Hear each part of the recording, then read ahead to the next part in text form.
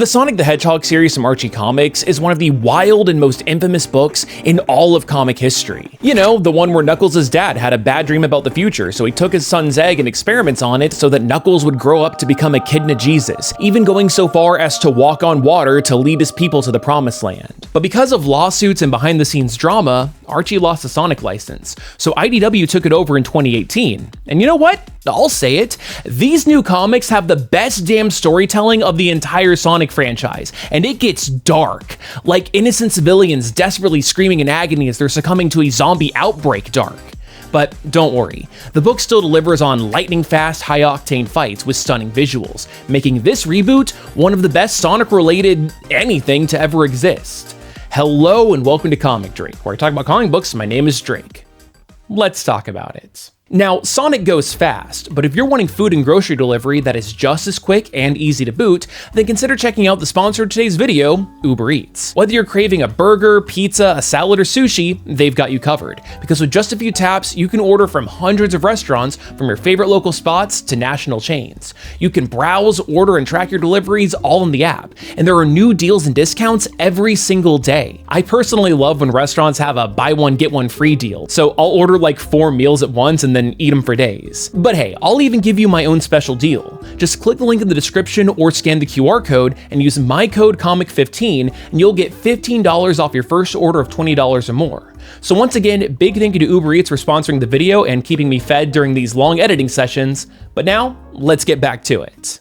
When the Archie Sonic comics were crumbling, writer Ian Flynn was brought aboard to take all of the scraps and turn them into something that was streamlined and compelling. So, in a stroke of genius, IDW made sure to bring Flynn back for the reboot, so that they could make something that fans would absolutely adore. The comic makes a bold choice of not wasting the reader's time by starting off with an origin story or anything like that, but instead, the comic begins at the very end of a massive war with the dastardly Dr. Eggman. And listen, you clicked on a video about Sonic comics, so I'm sure you already know all about the blue blur and his gaggle of multicolored animal friends. Well, the comic also assumes that you know these basics, but just to make sure that everyone is up to speed, each of the early issues has Sonic going from town to town, taking out the stragglers of Eggman's army, and saving the civilians that need his help. Each town has Sonic teaming up with a different animal ally, giving readers a look into who they are, what their dynamic with Sonic is, and then they get to show off their special powers and skills in a kick-ass fight scene. We even got introduced to a couple of new characters who have since gone on to become fan favorites, like Tangle the Lemur with her endlessly stretchy tail, and the assassin Whisper, who appropriately only speaks in whispers. And she fights with weapons that are powered by aliens that are called Wisps. Sonic gathered his allies into one large group, because something was clearly wrong. Yes, Eggman was defeated in the war, but even without a leader at their helm, the remaining robots are way more organized than they should be, making everyone suspect that somehow Eggman returned. And well, yeah, he has, it's not how you would expect. See, the Egghead is suffering from amnesia, is now going by the name Mr. Tinker, and has actually become a real stand-up guy as a village handyman. Now, obviously, Sonic and the gang are extremely skeptical about the whole amnesia routine, but they eventually come around as they see how much joy and happiness that Mr. Tinker has brought to his adopted village. The sole dissenter is Shadow, who wants to take this opportunity to destroy Eggman once and for all. After all, even if he's not a threat now, who's to say that Eggman won't recover from his amnesia and unleash something horrific on the planet? Even still, Sonic puts his life on the line for Eggman, duking it out with Shadow in a high-speed battle that ends with Sonic arguing that Shadow himself used to be a villain that tried to destroy the entire planet. So his redemption should be all the proof in the world that people, or hedgehogs, can change. We eventually discover that the true culprit behind the recent robot attacks is Metal Sonic. And holy shit, this fight is incredible. All of the action in this comic is fast-paced and engaging, with the usual art team of Tracy Yardley and Evan Stanley making these issues a breeze to read through and makes the time that you spend reading them just fly by. The Metal Sonic fights in particular feel like straight-up Dragon Ball Z, or more accurately, the Super Mario Bros. Z web show, especially when Metal Sonic steals the Master Emerald, goes Super Saiyan, and literally wipes the floor with Sonic and Knuckles' faces. But also, quick shout out to Matt Herms' amazing colors, because when you're working on a series like this that's full of characters with iconic color schemes, the art could clash and look like a total mess, but Herms' color work makes the art pop, and the fights feel so much more dynamic as a result. That being said though, I really wish that Adam Bryce Thomas got to handle more of the art and the coloring, because just look at his scenes. I don't know how to describe it, but his coloring during the Metal Sonic fight in particular completely changes the vibe of the book for me, and it somehow adds a bit of gravitas to it all. Does that make sense? I don't really know art stuff, but I know how it makes me feel. But anyway, Shadow manages to temporarily depower Metal, which forces him to absorb even more of the Master Emerald's power and assume his ultimate form. Luckily though, the whole resistance teams up to distract Metal, while Knuckles frees the Master Emerald. Without his power source, Metal Sonic was depowered, defeated, and Tails de-weaponizes him, with Sonic hoping that his robotic doppelganger could one day break free of Eggman's programming to become his own person, or robot. And who knows, maybe Metal Sonic will one day become a good guy, like Gemroll, another Eggman robot that they reprogrammed. Now, during all of the commotion with Metal Sonic, a duo named Rough and Tumble were hired by another new bad guy named Dr. Starline. Cool fun fact about this dude, Starline's design is inspired by a glitch from the game Knuckles Chaotix, whose name in the character select screen is a series of asterisks, a line of stars if you will. Dr. Starline is a massive Eggman fanboy, and was able to restore his memories thanks to a mysterious gem that he has called the Warp Topaz. Not only that, but Starline managed to collect all of the Chaos Emeralds off screen and presented them to Eggman in exchange for becoming his protege. And wouldn't you know it, it just so happens that the newly restored Eggman has a brand new scheme up his sleeve. Ladies and gentlemen, welcome to the Metal Virus Saga. This was a storyline that Ian Flynn had originally concocted for the Archie comics before they got cancelled, and bro, it is one of the darkest things to ever come out of the franchise. Back in the Archie books, Eggman turned animals into robot slaves through his roboticizer machine, but here in IDW, he's created a liquid metal virus that can convert creatures into mindless zombots with indestructible bodies that reform after taking damage. As the name implies, zombots are destructive creatures that can infect others, but the metal virus is so much more deadly than your standard zombie outbreak, because it's not just spread through bites or scratches, but through touch. This means that if you get grabbed, you're done for. That's it. You'll turn into a mindless metal-plated nightmare that will not hesitate to attack your closest loved ones. And on top of that, it is not just sentient life that gets taken over, because the metal virus can even convert plants. So that means that the grass at your feet can infect you.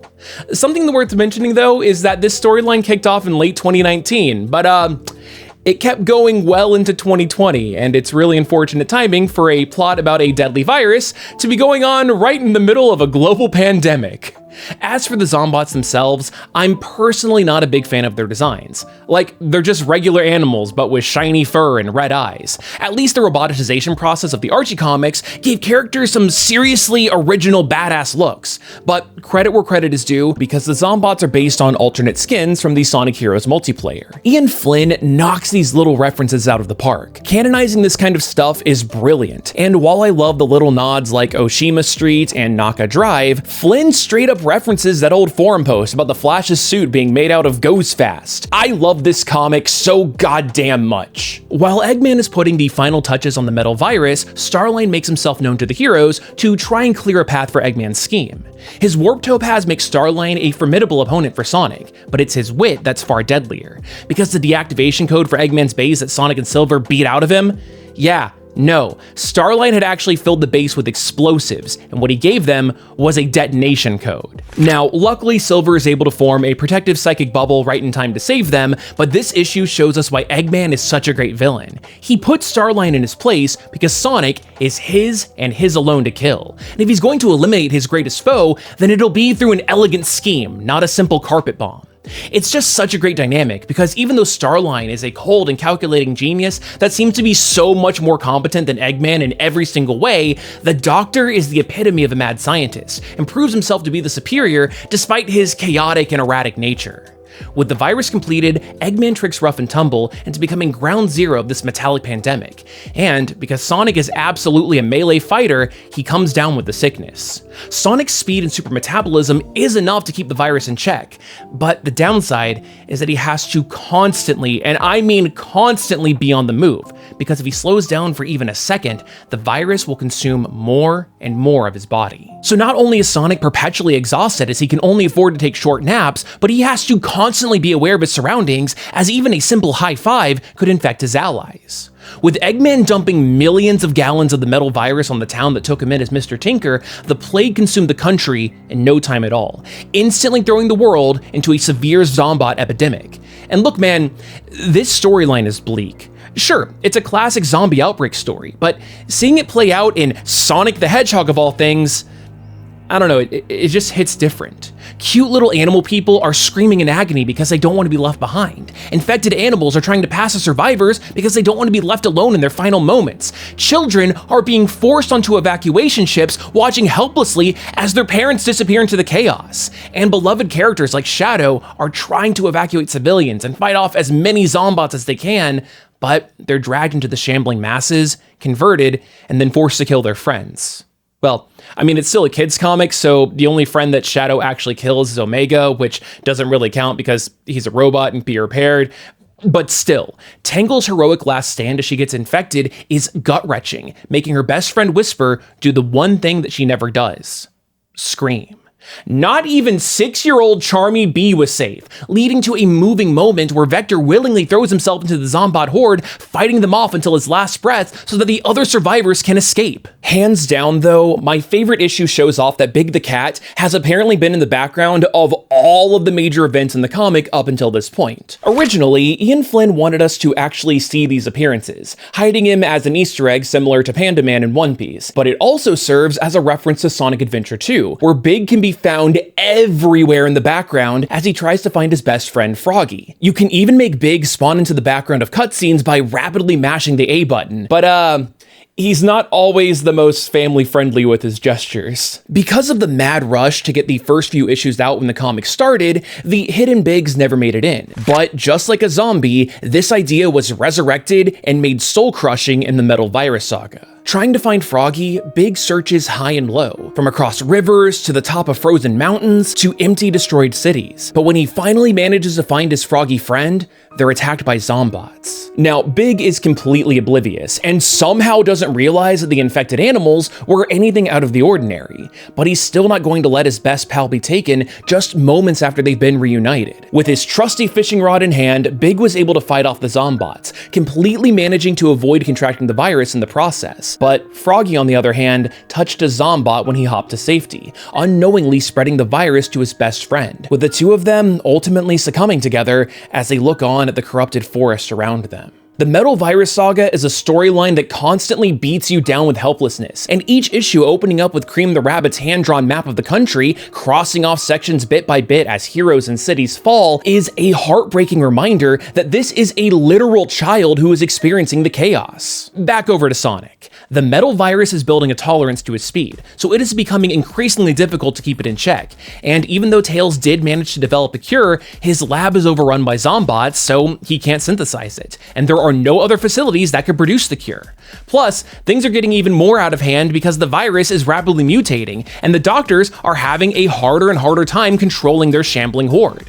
See, even though Starline was enamored by Eggman's scientific prowess, he quickly realized that the Doctor doesn't do any kind of long-term planning. Because get this, Eggman didn't make a vaccine to his own virus. His entire plan was literally just don't get touched. Now, I'm sure you're probably thinking, well, obviously this means that the heroes are going to inevitably team up with the bad guys to create a cure. And I mean, yes and no. Stay with me here. The reality of the situation dawns on Starline. Eggman is not the genius that he thought he was, but if that's true, then maybe it's his turn to take control. While searching for a solution, Starline comes across notes about the Deadly Six, the antagonists of Sonic Lost World, which I've never played. I don't know who they are. Well, that was mid.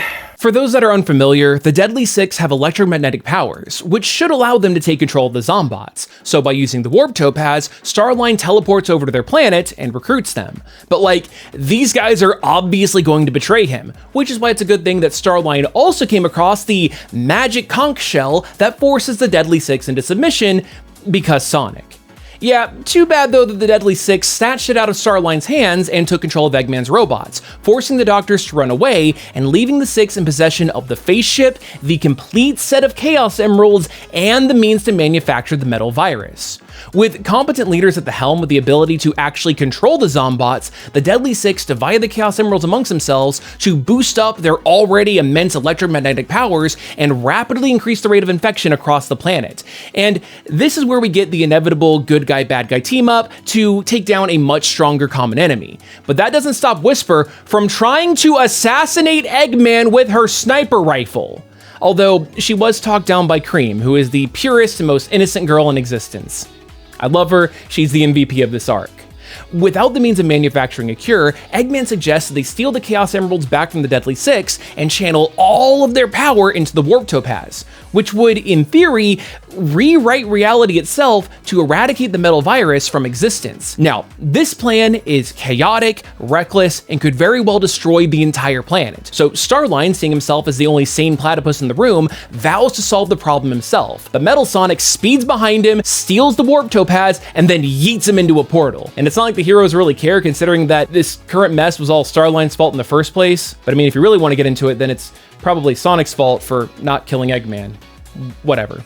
So while Tails and Eggman put their big brains together to create a mean machine, sick-ass fights ensue, with the good guys taking down each of the Six one by one until only their leader, Zavik, remains. He finds their hideout, powers up, and then leads a final assault with the entirety of the Zombot horde, assimilating every hero except for Silver and Sonic, who I should mention that after weeks of non-stop running and pushing himself beyond his limits, is only moments away from fully succumbing to the Metal Virus.